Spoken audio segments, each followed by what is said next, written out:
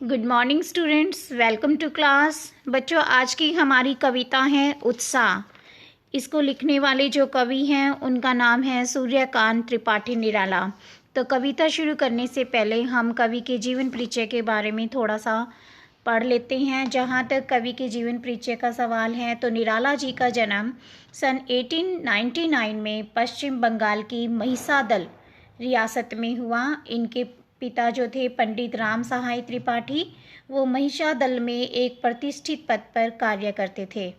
इनका परिवार मूल रूप से अगर कहा जाए तो उन्नाव जिले का रहने वाला था, जो उत्तर प्रदेश में आता है ये जिला।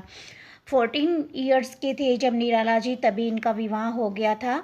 बचपन से ही जो निराला जी की माता का देहांत हो जाने की वजह से इनको अपने बुआ के घर रहना पड़ा था और वहाँ पर रहते हुए इन्होंने केवल 9 तक की जो पढ़ाई होती है वो स्कूल में की थी और उसके बाद इन्होंने घर पर रहकर आगे की अपनी पढ़ाई की थी।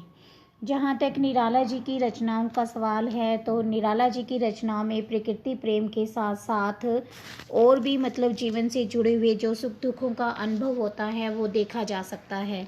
निराला जी का पारिवारिक जीवन दुखों और संघर्षों से भरा हुआ था। आत्मीयजनों के असामयिक निधन ने उन्हें भीतर तक तोड़ दिया था। साहित्यिक मोर्चे पर भी उन्होंने अनवरत संघर्ष किया और सन 1961 में इनका देहांत हो गया। निराला जी की प्रमुख रचनाएं थी अनामिका, परिमल, तुलसीदास, कुकुरमुत्ता, नए पत्ते, अप्सरा, अलका, प्रहलाद, ध्रुव, शकुंतला आदि। तो चलिए अब हम अपनी कविता को स्टार्ट करते हैं। उत्साह कविता। तो जहाँ तक उत्साह कविता है, उत्साह कविता में कवि ने बादलों को संबोधित किया है। बादलों को ही उत्साह का प्रतीक माना है, क्योंकि कवि का मानना है कि गरजते हुए बादल जो आलसी मनुष्य होते हैं उनके मन में एक नई उमंग और नया उत्साह पैदा कर सकते हैं। तो चलिए हम अपनी कविता शुरू करते हैं। बादल गरजो। कवि कहते हैं कि हे बादल, तुम गरजते हुए आओ, घेर घेर घोर गगन। घोर गगन का मतलब होता है जो ये भयानक रूप से जो आकाश जो इतने अनंत तक फैला हुआ है, इसको तुम घेर घेर का मतलब होता है चारों तरफ से घेर लो। धाराधर ओ, धाराधर भी बादल को ही बोलते हैं। हे बादल, तुम इस सारे आकाश को चारों तरफ से घेर लो। ललित ललित काले घुंघराले,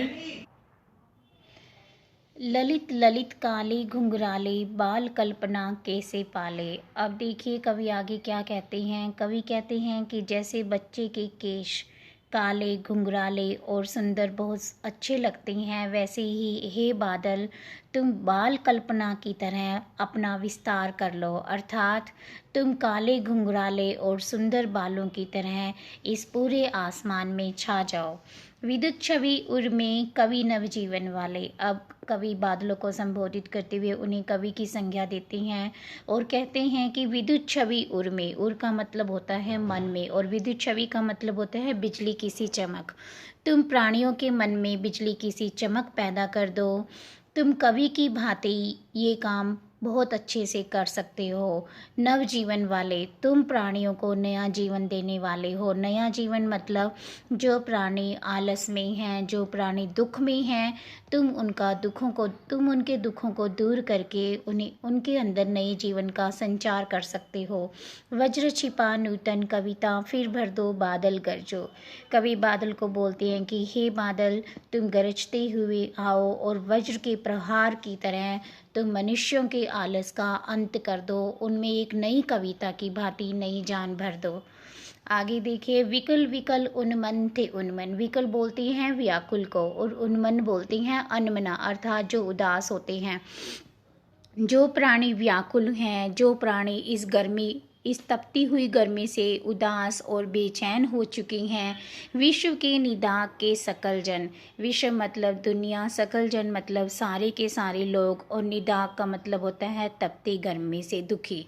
जो दुनिया के सारे लोग इस तपती हुई गर्मी से दुखी हो चुके हैं, दुखी हो रही होती हैं, तब आए अज्ञात दिशा से अनंत के घन, तब ना जाने किस अनजान दिशा से, अज्ञात मतलब ना जाने किस अनजान दिशा से, अनंत यहाँ आसमान के लिए प्रयोग किया गया है और घन का मतलब होता है बादल।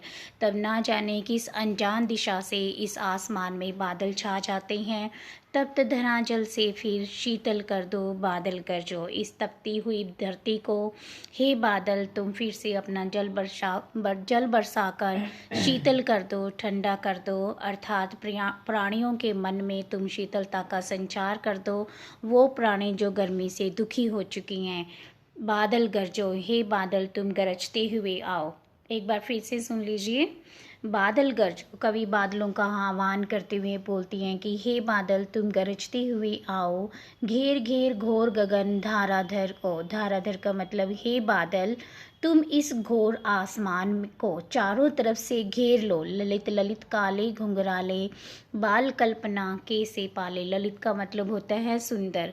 जिस तरह से बच्चे के काले घुंघराले केश बहुत ही सुंदर लगते हैं, ठीक वैसे ही तुम काले बादल बनकर पूरे आसमान में कवि की कल्पना की तरह छा जाओ। विद्युत छवि उर्मे कवि नवजीवन वाले। अब कवि बादलों को एक कवि की संज्ञा देते हैं और वो बोलते हैं कि जैसे कवि अपनी कविताओं से प्राणियों के मन में नई क्रांति उत्पन्न कर सकता है, ठीक वैसे ही तुम उनके मन में बिजली की सी चमक पैदा कर दो। नवजीवन वाले का मतलब होता है तुम उन प्राणियों को एक नया जीवन दे दो जो प्राणी आलस और गर्मी की वजह से बहुत ज़्यादा दुखी हैं। वज्र छिपा नूतन कविता फिर भर दो बादल कर जो। हे बादल तुम गरजते हुए आओ और वज्र के प्रहार की तरह तुम मनुष्यों के दुखों का अंत कर दो। एक नई कविता की तरह तुम उनमें नई जान भर दो। विकल विकल उन्मन थे उन्मन, जो प्राणी बहुत व्याकुल हैं, बहुत अनमने और उदास हैं। विश्व के निदा के सकल जन, दुनिया के सारे लोग जब इस तपती गर्मी से बहुत दुखी हो जाते हैं, आए अज्ञात दिशा से अनंत के घन, तब ना जाने किस अनजान दिशा से इस पूरे आसमान में काले बादल छा जाते हैं। तप्त धरा जल से फिर शीतल कर दो और इस तपती हुई भूमि को तुम अपना जल बरसाकर फिर से शीतल कर दो, फिर से तुम इसे शीतलता प्रदान करो। हे बादल तुम गरजते हुए आओ और प्राणियों को शीतलता प्रदान कर दो। तो जहाँ तक इसके काव्य सौंदर्य की बात है, तो यहाँ कवि लोगों में जोश, उत्साह और उमंग पैदा करने के लिए बादलों को गरज लिए कहता है। और संस्कृतनिष्ठ साहित्यिक हिंदी भाषा का प्रयोग किया गया है। अनुप्रास, पुनरुक्ति, उपमा तथा मानवीकरण अलंकारों का प्रयोग किया गया है। जैसे बाल कल्पना के से पाले, यहाँ पर उपमा अलंकार है, विद्युत छवि में रूपक अलंकार है, विकल विकल में पुनरुक्ति प्रकाश अलंकार है और बादल को एक कवि की संज्ञा दी है, तो यहाँ पर कवि ने बादल का मानवीकरण किया हुआ है, तो मानवीकरण अलंकार है। इसके अलावा मुक्तक छंद में लिखी हुई कविता बहुत ही सुंदर है। उम्मीद करती हूँ बच्चों आपको ये कविता अच्छे से समझ आ गई होगी। अगर आपको कोई प्रॉब्लम फेस हो रही है तो आप मुझे मैसेजेस कर सकते हैं। Thank you. Have a nice day to all.